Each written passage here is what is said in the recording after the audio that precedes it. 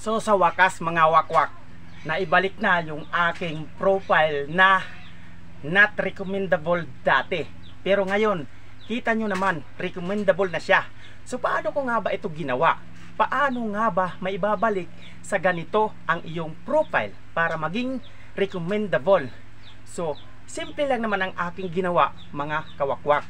Ang ginawa ko lang naman ay binura ko lahat ng mga video ko na alam kong mayroon violation, lalong lalo na kung mayroon mga music copyright. Binura ko yun, lahat ng may music. Yun ang ginawa ko. Tapos lahat ng mga iba ko pang video na mayroon video ng iba na nilagyan ko lang ng reaction. So dinilit ko rin yun, binura ko yun para mawala na yung mga violation ko. So ganun lang kasimple. Inerase ko lahat yon, binura ko lahat ng alam kong mayroon violation yung iba kong mga video. So pagka-erase ko, pagka-delete ko ng mga video ko, alam nyo kung ano pa ang ginawa ko? Ang ginawa ko ay kinunan ko ng screenshot yung mga video ko na iilan na lang yung natira.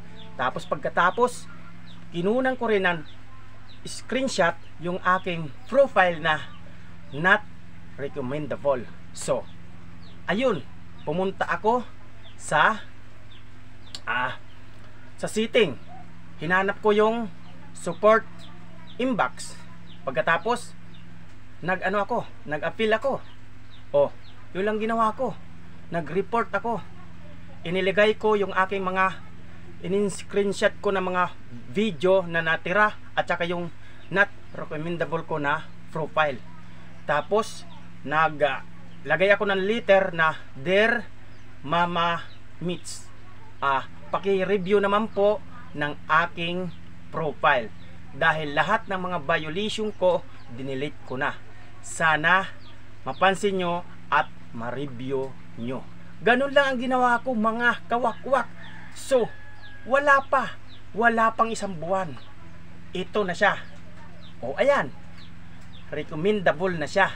So yun lang ang ginawa ko.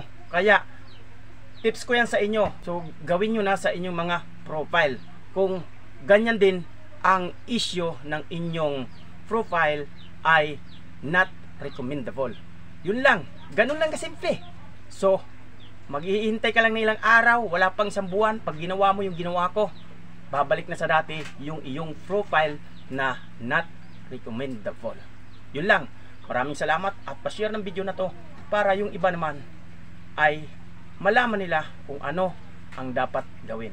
Babu.